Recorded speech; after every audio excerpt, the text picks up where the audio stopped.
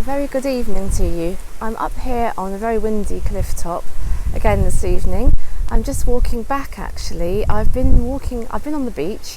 The tide's really a long way out. There are quite a few people down there, but it's a big beach when the tide's out, so it's been lovely. But what I've been doing up here on the cliff top is foraging for some bits and pieces to use in some mandalas that I'm making. So I thought if I show you what I'm collecting or what I've collected, then you might be interested to see what I'm making when I start actually using them. So see where they've come from. It gives them a lot more meaning. Well, it does for me, and hopefully it will for you if you'd be interested to have a look. So anyway, without further ado, before we go any further, before I actually start walking, I'll just show you these seed heads, which are called Alexanders. And I'm sure you get Alexanders, which I think are a kind of wild angelica. You get them all over the country, I'm sure, in wild places. But they are said to be the national wildflower, or not national, the county wildflower of Norfolk. So I wanted to include some of those. I'm not quite sure how I'm going to be able to print from them or make an impression from them, but I've got some anyway, and so I shall be experimenting with those. And I think the colour, they're so nearly black, and I just love them against the bleached grasses. The lovely colours this time of year. There's the hawthorn berries, the haws are ripening as well. I haven't actually collected any of those, I might do. And the very battered, salt-ridden sycamores, I was looking for sycamore keys. Actually there are some, but they're a long way up. The poor trees, I don't think it's an ideal place for them actually up here, because they're not looking especially healthy, but they're still here. And blackberries too, as you can see. Anyway, we haven't come out where I can show you the sea yet. We're just starting along the path here. You walk along here and you don't necessarily think, oh, I'm right beside the sea, but then any moment now we'd go over the little ridge very close to the cliff edge where it's eroded, and then you realise just how close we actually are. In fact, I might just collect some berries of the hawthorn nab. I didn't collect any of those on the way. So I'll just step into the brambles. And I have a few of those. And the birds, obviously they're very lovely for the birds later on, but just having a few I don't think will do any harm. I'm not going to take many. There we are. And a couple of leaves as well. Right. So I don't quite know what these... Oh, it's blackthorn. That's what I can see in the hedge here. Some blackthorn. And as you can see, the trees up here really bent over with the wind and the salt-laden air in the winter time anyway. It's just been such a lovely, most of the time anyway, such a lovely summer weather-wise. We've had a lot of rain just the last few days. In fact, it was raining this morning. It was really not very nice this morning. I wouldn't have thought the sky would clear like this, but it has. So I thought, well, I will just pop out, brought my flask up to the cliff top, as is my wont whenever I can. Had a quick cup of coffee, as I say, walked down along this path here and have collected a few things. And I've had a lovely little walk along the beach. In a minute we'll just look back and I'll show you the beach behind here. Or not quite, we've just got to go a little bit further I think. But in front of us you can see the cliff edge, and I'm keeping a little way back from that. Notice by the just coming up to a notice which says, warns you to stay 5 metres back from the cliff edge at all times. So I'll show you back here. Look, there's the beach where I've just been. It's looking rather nice, isn't it? And there's the lighthouse as well. So as you can see, the tide is right out. Clouds are really interesting too. There's most of the blue sky now. So just quickly, we'll pop over the top of, not over the top of the edge, but over just this little ridge here, and then I'll just show you a few of the other things that I've collected. And there's some people down there on the beach with their dogs, and you'll see the structures, a lot of the sea defences down there.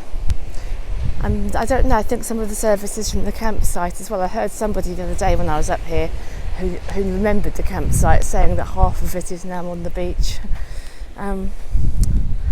So, as as you can see, the grasses are really bleached. I just think the colours of those, and then the fluffy seed heads being a little bit lighter colour than the grass itself, is just gorgeous, and you can see how it's shimmering as well.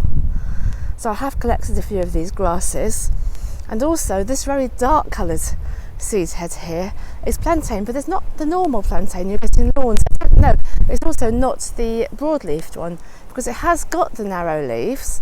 I'll just show you a bit closer. I'm not too close to the edge.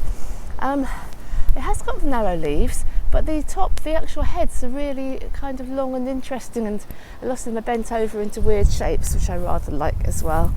So I collected a few of those as well. And I think if you watched my earlier video on the cliff top, I was talking about the fact that because it was an old caravan site, and the bases of the caravans are still here, and some of the little mementos really, when it was a campsite, you can see some of the people's little paths and stones they've collected, and just some of the basic bottom parts of where the caravans were. And one of the things is that you can see quite a few cultivated plants that they had in their gardens around the caravans that have just gone wild. Obviously things are really easy to grow, want to grow. Oh, isn't this gorgeous? Just look at those grasses. Amazing, gorgeous. Yes, so I always love to see those as well, because they're just like quite wild little rebels really. They just want to still be here even if the caravans have gone.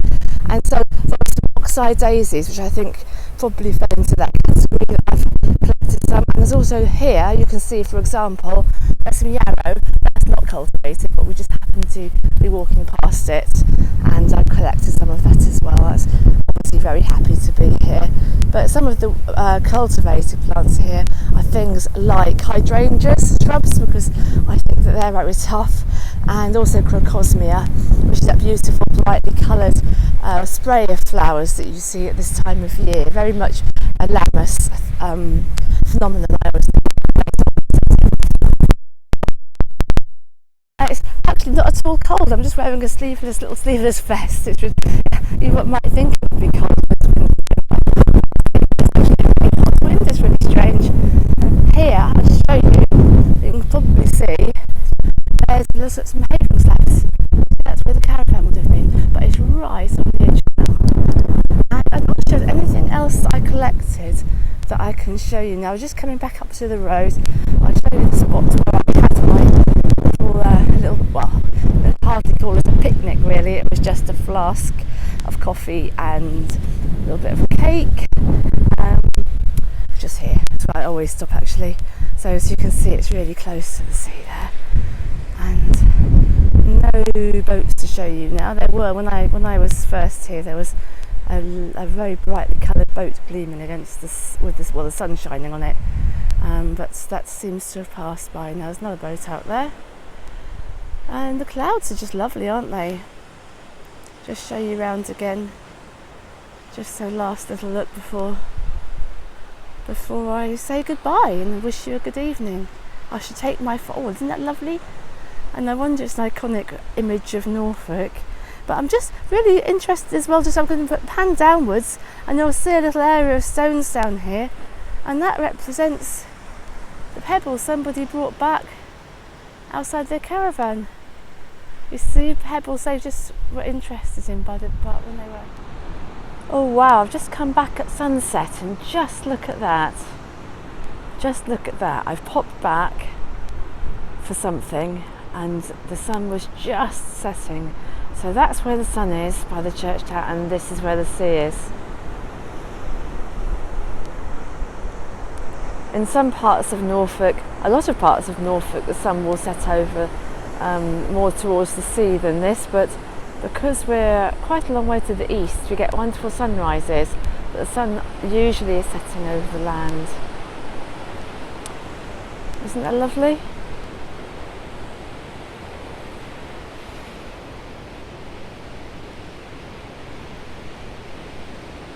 And I'll just show you, because the lighthouse has just started flashing as well. So if we hold the camera here for a bit, it will start flashing again. And I didn't realise till I lived here, but every lighthouse has its own pattern of flashes, so out at sea the ships know which lighthouse it is, which makes sense. And Haysborough here has 3 flashes in quick succession and then a gap. So we're in the gap at the moment, but I know it started. I saw it when I first just walked down here, so it will flash again in a moment, and we'll wait for the flash. I think we'll see it anyway. There. 1, 2, 3. And then there'll be a gap. Anyway, I just quickly wanted to say before I finish that I did the first part of this video yesterday evening, and the wind noise was really, really loud, and I know that. I've listened to it back. I haven't actually uploaded it yet, but I will do after I've finished recording this. And the wind noise is probably quite loud now, but the wind, it has dropped a bit since then. I've only popped back because I wanted to try to get some sycamore keys. I know it sounds a strange reason to come back here, but I wanted them to be from the cliff top, and I just thought I'd quickly say that was the reason for the bad sound, but I still would like to share it with you because I just think it was such a wonderful golden moment yesterday afternoon. The weather had been so awful until then. Suddenly the sun came through and it was warm and it was just lovely, and I came up here and I really don't want to waste that by not sharing it with you.